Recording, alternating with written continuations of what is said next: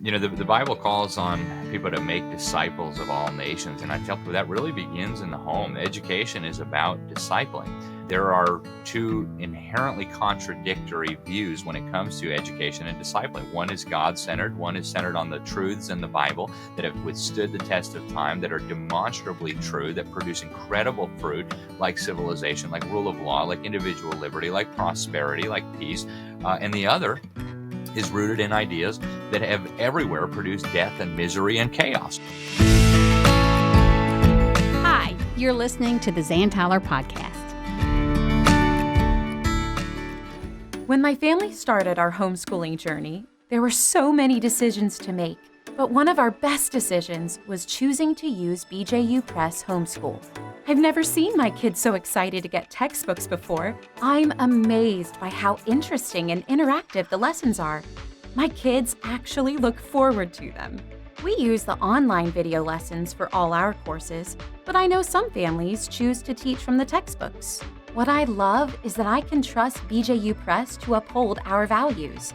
The Bible and biblical principles are woven throughout each subject. I'll admit, I was a bit nervous when I started homeschooling, but I've found a wonderful online community of other BJU Press homeschool families and consultants. The Homeschool Hub also makes my job easier. I can set up our schedules and rearrange them with just a few clicks. On the dashboard, I can see each of my kids' progress, and the assignments page shows me quickly what's ready for me to check or grade. I'm glad my son's biology assignments are automatically graded. BJU Press Homeschool has given us the tools and confidence to homeschool our children. For more information, do what I did and visit the BJU Press Homeschool website or talk with your local HomeWorks consultant. Hey, everybody, and welcome to the Zan Tyler podcast. Let me take just a minute to ask you to please subscribe to this podcast wherever you listen. And if this podcast has been encouraging to you, please leave us a review on Apple Podcasts. That really helps us. We're available on YouTube now, and be sure to follow us on Facebook and Instagram. I have an amazing guest on the podcast today. I recently met Alex Newman and heard him speak at the Florida Homeschooling Convention. He is the homeschool father of 5. Over his career as a journalist, Alex has interviewed current and former heads of state, members of Congress, royalty, and countless other fascinating people. His work, which has received numerous awards, has been repeatedly highlighted by Drudge, Breitbart, Fox News, CNN, The Washington Post, and many other outlets. His writing has been published in major newspapers across America, including the New York Times, the Washington Post, Reuters, and the Associated Press. So, welcome, Alex. I am so excited to have you here on the podcast. It was just such a blessing to hear you speak at FPEA. For those of you who don't know, it's the Florida Homeschool Convention, and there were about 18,000 people there. So it was quite an amazing place to be. So I heard Alex speak for the first time, and I've just finished reading his book, The Crimes of the Educators. So I think you're in for a real blessing today hearing from Alex. So welcome, Alex. Thank you so much for having me. It's great to be here, Zan, and I so appreciate all the work that you have done over all these years to protect homeschooling, to promote homeschooling. It's truly been a real blessing to so many of us newer homeschoolers that are, coming into the movement over the last few years. So, it has been my privilege, and I think it was Heidi or somebody at the conference says, when God says go, you go. Amen. And, but it was interesting when I heard you speak and then reading your book a little bit. You talked about you were living in Sweden at the time, and they were dealing with the criminalization of homeschooling parents. Can you tell us a little bit about that story and how you were first introduced to homeschooling? Yeah, it was unbelievably disturbing what I witnessed. And I don't share these things to scare homeschoolers or to try to keep you up at night. But I do think it's important that we understand that there are totalitarians who, if they could, would absolutely come after us and destroy our families and force us to send our children to schools that we choose not to use. And I know that because I witnessed it firsthand. So I was living in Sweden, not on purpose. I've been overseas almost all my life. I ended up marrying a Swedish girl. And so that's how I ended up in Sweden. It wouldn't have been a country high on my list of places to go, but it was, by default, it was a lot easier for me to go there than for her to come anywhere else. So I went there, and we were just waiting for our first son. This was, I think, 2010. And I got contacted by the Homeschool Legal Defense Association. I was a journalist at the time, recently got together with my wife. And they told me that there was this horrific story about a young boy. His name was Dominic Johansson, who had been kidnapped from his parents by the authorities. And the primary reason was actually homeschooling. That was the main reason they listed when they removed this child from his parents. And, I didn't know a lot about homeschooling at the time. In fact, our firstborn son wasn't even born yet. And so this was kind of all new to me. I ended up connecting also with the Alliance Defending Freedom, the ADF. They got involved in this case. And this was right around the time that the government of Sweden was banning home education. And so they're threatening homeschooling families. And there wasn't a lot of them in Sweden. Homeschooling was not a big movement in Sweden, maybe a few hundred families at most. And this constant threat was hanging over their head that government agents were going to break in their door and haul their children away forever. And so as I started writing stories about this, I started getting to know these people. To say that it was heartbreaking would really be an understatement. Seeing the terror in the eye, any parent knows, there's nothing more terrifying than something bad happening to your child. And so to see the terror in the eyes of these homeschooling families was just heartbreaking. And so the government ended up criminalizing homeschooling. They became the first government that I know of since Adolf Hitler to make it a crime to home educate your own parents, with the constant threat that you wouldn't just go to jail, but that your children would be taken from you. And, and then what I witnessed then, Zan, was truly incredible because, you think, well, in that kind of a situation, people just collapse, people just comply. No, that's not what happened. The families that were homeschooling, not one of them that I know of decided to send their children to public school. Either they left the country or they went underground. And so they did kind of the final step. They did this big, they called it a walk to freedom. And they walked through downtown Stockholm, a few hundred of these homeschoolers with signs. And they went first to the education ministry. They handed in their protest. The education minister consistently refused to meet with them. He was actually the cheerleader of the bill in Parliament that criminalized homeschooling.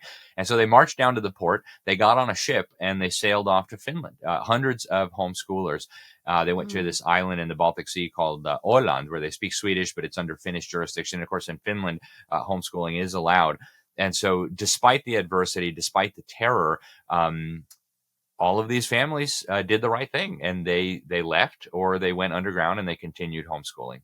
Boy, Alex, that is an amazing story. And you would like to think that those kinds of things don't happen today. And I have so many parents tell me, oh, well, there's so many millions of homeschoolers now. There's no way we have to be worried about homeschooling freedom anymore. But after what you've seen in Sweden, what I experienced in 1984 with being threatened with jail by the state superintendent of education in conservative South Carolina, it's always a reminder that we cannot take freedom for granted. And so we were talking yesterday, report came out. Was this one from Harvard, or what came out yesterday in the news that was anti-homeschooling? Well, the Washington Post, I call it the Washington Compost. It's a total joke of a newspaper. But they had this big hit piece, right? You've had millions of families have left the public school system in the last few years for greener pastures, homeschooling, and Christian schools. Not a peep out of the Washington Post. But then they found one couple that had been homeschooled and decided to send their child to a public school. And suddenly this is worthy of a giant expose and investigation.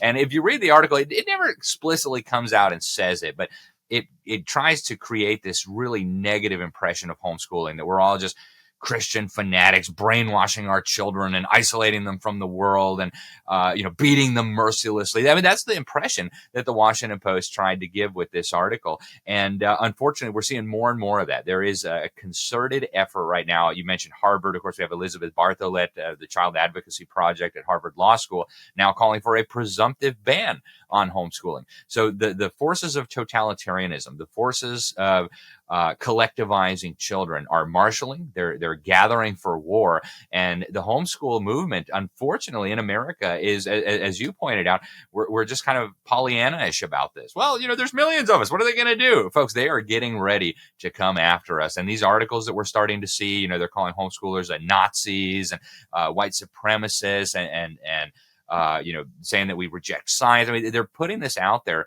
for a reason. They're preparing the public to wage all-out war on the homeschooling community, and we need to be ready. Well, you're absolutely right about that. One thing I would like for you to define for us, Alex, because I know we take this for granted. I just finished a couple of years ago the Colson Fellows Worldview program, and I don't think we have an understanding of totalitarianism and utopianism in this country. We hear utopia and we just think Disney World or something, where it's a world where everything is nice and free. So would you define those terms for us so that people will know we're talking about real governments, real people in the real world? Yeah, so totalitarianism is a system of government where government really usurps all decision-making authority from the individual. If you read the Bible, God is clearly the author of individual human liberty. In fact, it says this explicitly: where the Spirit of the Lord is, there is liberty. And yes, that's in a spiritual sense, but it's also in a very real sense, in that's a right. personal sense, economic liberty, a parental freedom. God has given us liberty in a lot of areas, and he's given us a wide range of decisions that are acceptable to him. And if you read the Bible, if you read the scriptures, you read certain fundamental truths about mankind, right? For example, in Jeremiah, we read that the heart is desperately wicked. And as Bodhi Balcom says, if you have kids, this, right? They're so selfish that all they think about is themselves. You don't have to teach them to lie and cheat and steal. I mean, they're born knowing how to do all those things. What you do have to teach them is how to behave themselves, how to control their appetites, how to think and care about other people. And so utopians reject these kind of fundamental truths that God reveals about us, and that actually we can discern just from the creation. You don't need to be a Bible scholar to understand that man is innately depraved. And so utopians reject these biblical truths, and they start from the starting point that mankind is essentially good. And the reason that things aren't working out as they probably should be, considering that we're good, is that, well, there's this Christianity, well, there's, parents' influence. And so they get this idea in their heads that, well, if I could just run everything, if I could mold the minds of all the children in a government school system, for lack of a better term, if I could just shape all the government policies and determine what everybody should be doing, then we would live in this utopia. Then everything would be great. We wouldn't have crime. We wouldn't have poverty. We wouldn't have, and of course, these things are all fundamentally untrue. Right? Jesus told us poverty is going to be with us until he returns. Right? So these are things that the Bible teaches on clearly. But when you reject the Bible, it becomes very easy to fall into the traps of these dangerous ideologies, whether it be Nazism or communism or fascism. It's very easy when you reject the basic truths that God has revealed to us through creation and through his word to fall into the trap of becoming a utopian, to fall into the trap of becoming a totalitarian, where you think, well, I am far smarter than all these other dumb people. If you just put me in charge, if you just let me tell everybody what they should be doing, when they should be doing it, what the children should be learning at school, then everything would work out perfectly. And, over the last 100 years, we've had plenty of experience now. We know how this movie ends. It always ends the same way. Mass death, gulags, starvation, concentration camps, torture. And it doesn't matter who in particular is the one running the system. It always ends the same way because, again, you're rejecting certain truths that God has revealed to us, certain moral principles that God has revealed to us. And so kind of to summarize, totalitarianism is the absence of individual liberty, the usurpation of all decision-making power by some sort of centralized authority. And utopianism is this idea that through the right mixture of government policy and government education, we can create this kind of perfect society where everything will work well and all of these social ills will disappear. And we need to make no mistake. People will argue over the question about, was America exceptional? Is there exceptionalism in America?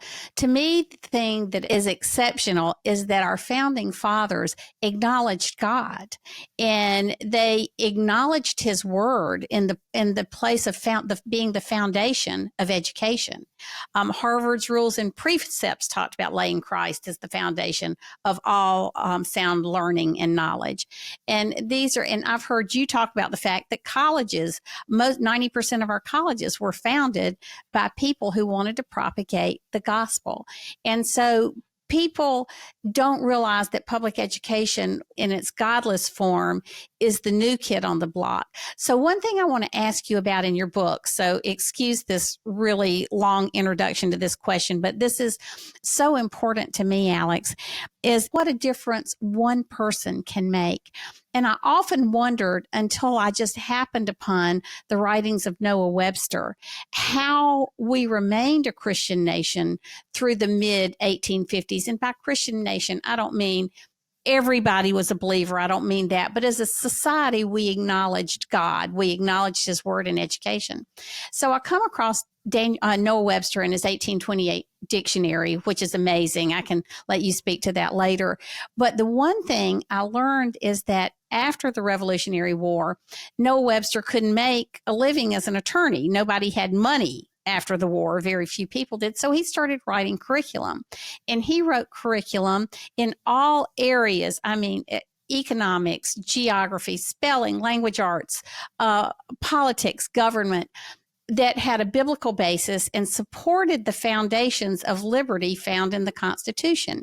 And I thought, I mean, I don't know what I thought, but when I read that he sold 100 million copies, or 100 million copies were sold of his curriculum in the 100 years from the time he wrote it until after his death, it amazed me. We had basically Christian curriculum in this country. And then right as he dies, Horace Mann comes on the scene with his anti-God, anti-biblical curriculum. And then we see what happened in the United States from there, until the Supreme Court. One person, Noah Webster, made such a difference. Horace Mann made such a difference.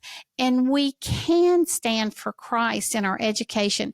And it's so important that we do. So if you'll tell us a little bit about Horace Mann and John Dewey, the appendix in your book about John Dewey, if you'll just take a few minutes and educate us about what they believed about education. Yeah, thank you for the opportunity to do that. You're exactly right. There's kind of this unspoken understanding among Americans that public education just is and always has been. It's just kind of as American as apple pie. And what people don't realize is that this is really a modern innovation. In fact, the institutionalized government school system as it exists today is really a product of the last century. Now, the roots go back a little further. I typically start with Robert Owen, who kind of, aside from Plato, talking about philosopher kings and how the government should take children and prepare them for their station in life. Robert Owen was really the guy who laid the intellectual, the philosophical foundation for the idea that government should be involved in our schools. Now, some people point to the Pilgrims and kind of the old Deluder Satan Act. They asked towns to please set up kind of little schools that would teach kids to read. But I consider that an entirely separate movement. In fact, I don't even view that as part of the history of what we have today. This was a Bible colony. Church and state were essentially one. And they wanted to make sure kids could read the Bible. And so they just needed to make sure kids could read. What happened later with Robert Owen. Now, this was a utopian in the truest sense of the term. He believed that mankind was innately good, that the problem was Christianity. He rejected these very simple... what year was this? Was this the 1800s? When was he around? Yeah, so Robert Owen was a Welsh industrialist, and he had been born in the late 1700s. And then in the early 1800s, he started writing these essays where he kind of outlined his views on how to create a perfect society, how to create a better managed government. Because government education at that time was revolutionary. It just wasn't happening. Nobody thought, hey, I should let the government educate my kids. That was primarily a function of the parents, of the family, sometimes grandma, grandpa, aunts, uncles, older siblings. James Madison helped educate a lot of his younger siblings. And then to the extent that families needed assistance, they would turn to the church. They would turn to private tutors. They would turn to private academies that were all over the United States. They didn't turn to government. That was a new thing. And so in 1813 is when Robert Owen writes his first major essay on this idea, outlining the government involvement in education, in the education of children. And he actually says that the best government will be the one that has the best system of government education, so that the minds of these children can be shaped in the way that he thought they should. Now, to his credit, this man was obviously a true believer. He spent part of his fortune setting up a commune in Indiana called New Harmony, where they wanted to get rid of private property. They wanted to basically overturn God's moral order. And Karl Marx would kind of articulate this some decades later in the Communist Manifesto. So this is even before Karl Marx. And obviously the commune failed because when you get rid of these divinely ordained institutions like private property, like family, things don't work out well, as we've seen very clearly over the last 100 years. And so he came up with this idea that the reason his commune failed, the reason his ideas weren't taking root, was because of the influence of Christianity. And he understood, just like Karl Marx did, that this was being transmitted down through the family, through the churches. And so he wanted the state to come in and usurp the role of the parents and the churches in the education and the upbringing of children. And again, this wasn't a popular idea at the time. This was a very radical idea. And so we know from an individual called Horace Brownson. He was one of Robert Owen's associates. They set up what Horace Brownson later described when he blew the whistle on this as a secret society modeled on the Carbonari. It's a fascinating story, and I recommend that people check out what Horace Brownson had to say. But he explains that they were organizing parts of the country, and their two immediate goals were shifting public opinion. They wanted people to embrace the idea of government education, and they wanted to get men elected to the legislatures who would support the idea of a government role for education. And he actually said, Horace Brownson, the whistleblower, said that the great object, the ultimate objective, in his words, was to get rid of Christianity.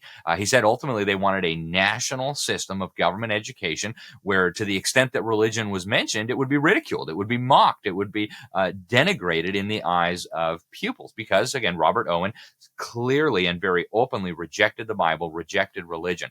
And so, this didn't take off for decades. Horace Brownson said he was organizing part of New York for this society. And so, by nature, secret societies are very difficult to track. We don't know exactly where their influence was felt. But what we do know is that some decades after that, Horace Mann comes along. I skipped a step here. So one of the things that Robert Owen says in his autobiography is that these essays he wrote were picked up by the Prussian ambassador and were taken over to the Prussian dictator.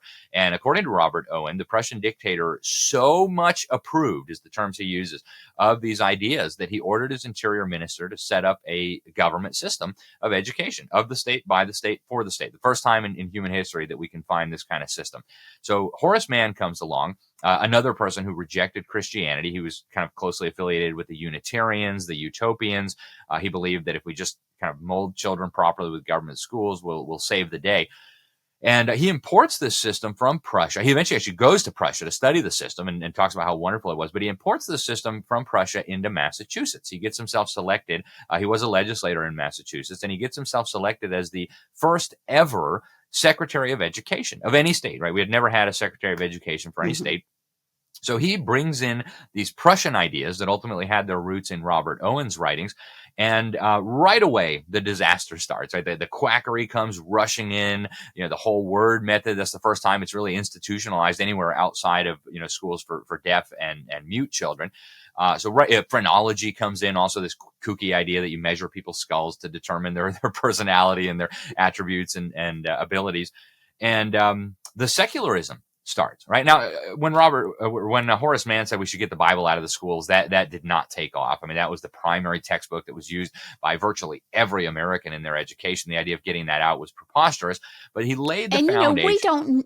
We don't know that as a country, that once upon a time, and it's not a fairy tale, the Bible really was foundational to education in this country by almost everyone. That's right. It was your history book. It was your theology book. It was your science book. And yet you go back and you look at the level of education of these early Americans, and you're just astounded, right? You read the letters that they would write to each other. I mean, PhDs don't write like that today. It's truly amazing. But so you have Horace Mann. He sets up the system in Massachusetts, total disaster. And when he's done messing up Massachusetts, he starts traveling the country, going to preach at legislatures about how salvation will come through government education. And every state needs to set up this government school system, and we should make it compulsory, right? So by the 1850s, you start getting laws that are kind of trying to require parents, not like today, right? It's maybe like, well, you need to send them for a couple months when they're not harvesting crops or whatever. So it wasn't like what we had today, but they start implementing these compulsory laws. And then John Dewey comes along and picks up the reins of the architecture that Horace Mann had laid down. Now, John Dewey is another one. We know a lot about what he believed. He wasn't shy about expressing his beliefs. He wrote dozens of essays, huge numbers of books. He went to the Soviet Union. If you want to read about his views on communism and the first real communist system, you can go read his articles that he published in the New Republic about his trip to the Soviet Union. And you almost wonder, like, how could this happen? How could this guy come back with these glowing reports of a mass murdering totalitarian system that was in the process of destroying the Christian church, that was slaughtering pastors and priests and religious leaders? How could somebody be so deluded to come back with these ideas? But he loved it. And he especially loved their public school system. He celebrated that it was instilling a collectivistic mentality in the children. And then a few decades after that, he starts with about 30 other individuals. He puts down on paper his religious views. It's called the Humanist Manifesto.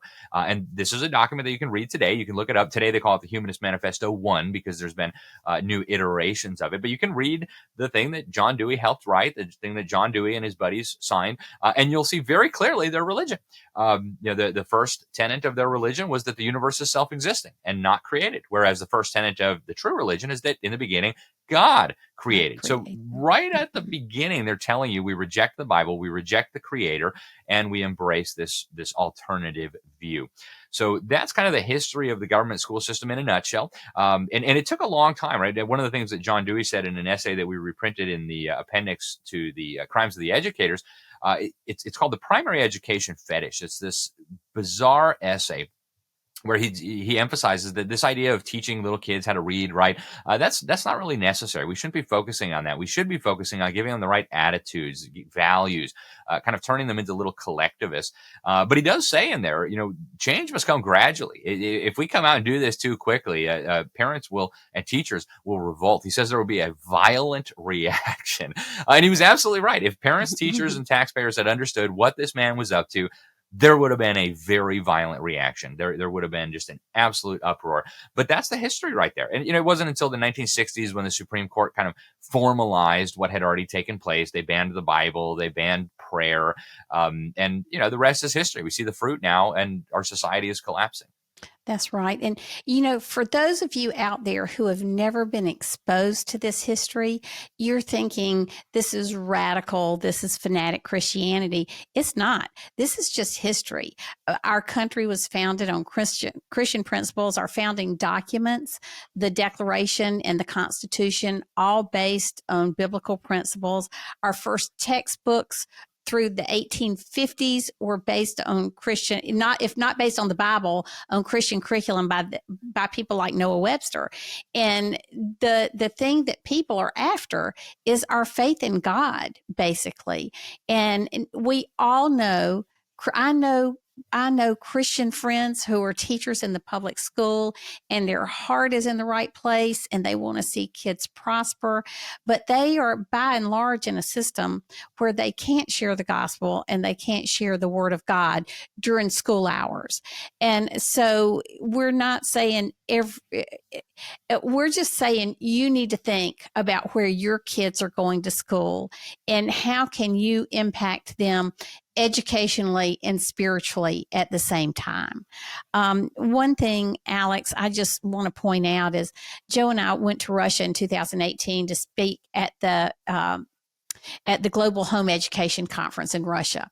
And it was 1,000 families in Moscow and 1,000 parent families in St. Petersburg. It was really amazing. And one of the priests, Father Dmitry, got up and spoke.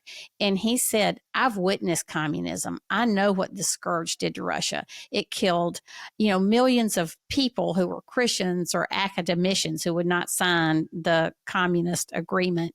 They burned thousands of churches and just ruined the Russian culture. And he said, I'm going to spend the rest of my life, which was not long, advocating for homeschooling because it builds strong families build strong churches, and strong churches build strong cultures.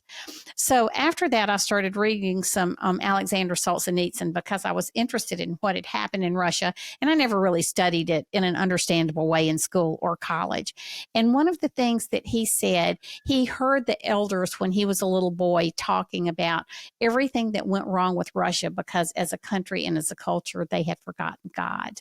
And then when he won the Templeton Award for religion, 50 years later, he had been in gulags and imprisoned and tortured for his faith. And somebody said, after all these years of writing and the things you've experienced, what would you say about the Russian culture now? He would say, what happened to us is because we had forgotten God. So as a culture, I think it's a call to us to remember God in our education, remember God in the way we live our lives, and being willing to stand in this culture that really wants to see our faith annihilated in many, many ways. Yeah, you're exactly right, Jan. And the Bible calls on people to make disciples of all nations, and I tell people that really begins in the home. Education is about discipling, and there are two inherently contradictory views when it comes to education and discipling. One is God-centered, one is centered on the truths in the Bible that have withstood the test of time, that are demonstrably true, that produce incredible fruit like civilization, like rule of law, like individual liberty, like prosperity, like peace. And the other is rooted in ideas that have everywhere produced death and misery and chaos. Like the Soviet Union is a very good example. When the state thinks it knows better than parents how children should be educated, when the state thinks it knows better than individuals how economic resources should be allocated, where you should be working, it always produces tragedy. And so there is a conflict here. And it's not that we want to be in a conflict. It's just a fact. There is a conflict. There's two entirely different views, attitudes, approaches to educating children. The one that produced our nation was solidly grounded in the Bible. The one that produced the atrocities that we saw in the Soviet Union and in Nazi Germany and in Chairman Mao's China and in Cuba and in Cambodia under the leadership of Pol Pot, who slaughtered basically half of his countrymen. It was always one that was hostile to the principles in the Bible. And the principles are so basic, right? God created us in his image. Thou shalt not murder. Thou shalt not steal. These seem like very basic principles, but they're at the core of what it means to provide a Christian education. And the alternative to that, an education without those values, without any transcendent truth, it is an absolute atrocity. It always will be. I went to the first Global Home Education Conference in Berlin. I believe it was in 2012, and even Germany, after the Nazis fell, they had a period of denazification, where these people, the Nazi laws were removed from the books. The people had to be explained. Nazism was bad. It's not acceptable. You can't be killing your neighbors. Things like this. And one of the laws that remained on the books was the homeschool ban. And to this day, when we were at the Global Home Education Conference in Berlin, you had all these families that were living under absolute terror because they just wanted to educate their own children in the way that God had called them to. There was one family, I think it was the Wunderlich family. The social services had come in and stolen their children because they wouldn't hand them over to a public education system. So we have to recognize that there's a real conflict going on here. And, we as parents have an obligation to choose the correct path.